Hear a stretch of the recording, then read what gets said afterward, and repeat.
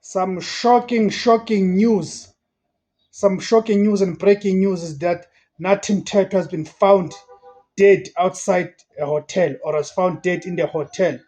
Natim Teto was serving as the South Africa's ambassador to France. So he was found dead. It's the breaking news.